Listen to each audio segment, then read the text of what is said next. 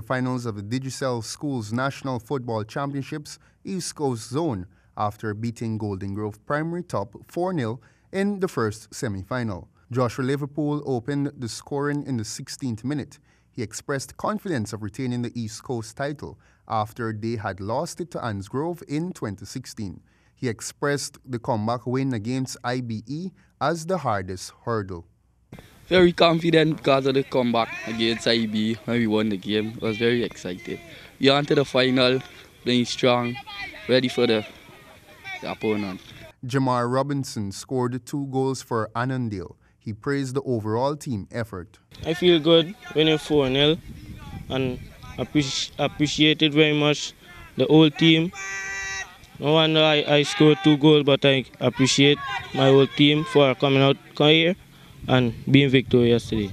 Annandale will play the winners of the semi-final clash between Buxton Youth Developers and Bladen Hall. The result of that match will be brought to you in a subsequent sportscast. Trevor Fifi, who was also on the scorecard in Annandale's 4-goal semi-final rout, noted some things his team needs to work on when they come against the winners of the second semi-final. Passing the ball more, distributing the ball, stop dribbling so often. That's about it. The national under-15 male football team, who had been encamped at the Lenora Track and Field Center in the west coast of Demerara since Sunday, July 9th, concluded the 5-day camp today, Wednesday, 12th July. The camp was held in preparation for the CONCACAF Under-15 Boys Championship in the United States of America from August 13 to 19. HGP Sports was present to track the progress of the exciting team, who recently won the first under-15 title for Guyana when they came out victorious in the Soul League tournament in St. Martin. Head coach Brian Joseph noted that the core of the victorious Soul League team has been encamped along with the top performers from the various academy training centers around the country. That has worked well. I think we found a couple of players who are challenging for spots right now and look likely to come to the other camps. What is also done is give the core players a challenge, and it has improved the overall conduct and the overall play of all the players in the camp. Joseph went on to state that the 5 days has been nothing short of successful. I think the positives in this camp has really overworked the negatives, which is just a few in terms of the administration and how we need to set up. But in terms of the play and the development of the players, I think that has gone very well. And at this stage, I would say the camp is a success. 14-year-old Amari Glasgow, who was part of the camp, explained how the Academy Training Center helped improve his game for the national level. ATC is something good to improve your skills, so when you reach the national level, you could perform well. Also, the ATC helps you improve on tactical, technical, and physical conditions, and also helps you to improve staying calm when you're playing in national football. The Annandale Secondary School student who lives in Bedford-Acton was part of the East Coast ATC before being drafted into the under-15 national camp. In cricket, the management of the Guyana Amazon Warriors announced today that the West Indies under-19 World Cup champion player Kimo Paul has been selected as a replacement for Shimron Hettimeyer ahead of this year's CPL. Hettimeyer, who was initially selected by the Guyana Amazon Warriors as a West Indies youth player, will be on West Indies senior team duties, and as such, Paul has been chosen as his replacement.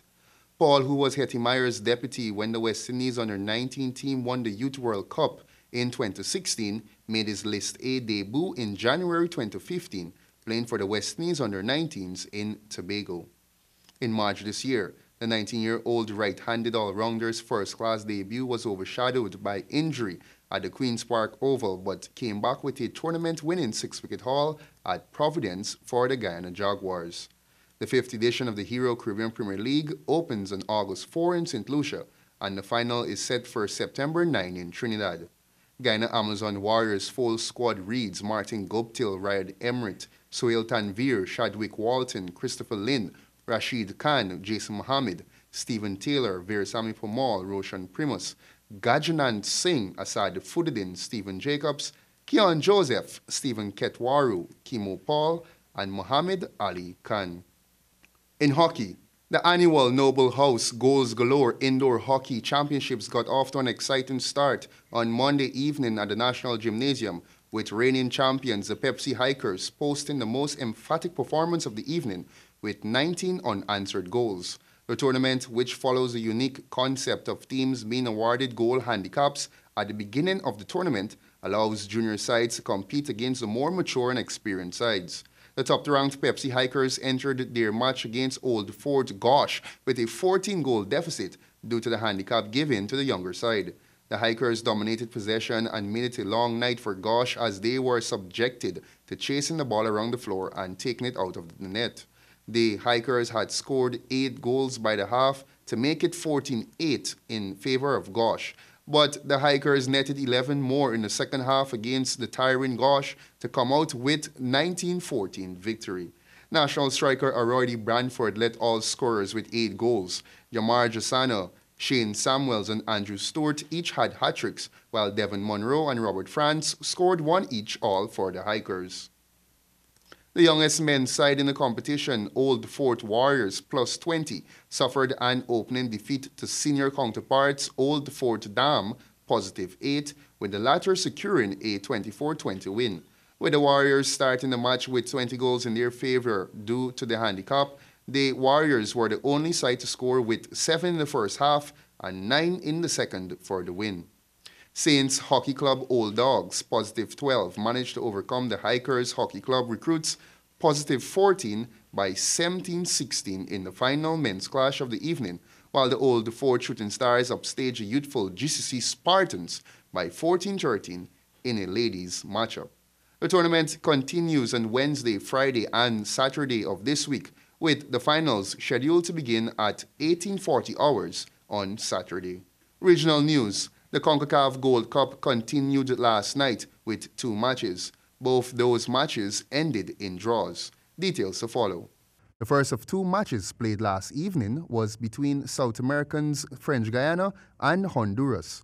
That game ended in a goalless draw. Parte de Honduras es un equipo con mayor experiencia y sobre todo lo determinante que pueda resultar Albert Ellis. While the second group game between Canada and Costa Rica finished 1-0. Alfonso Davies opened the scoring for Canada, but then the Costa Ricans equalized.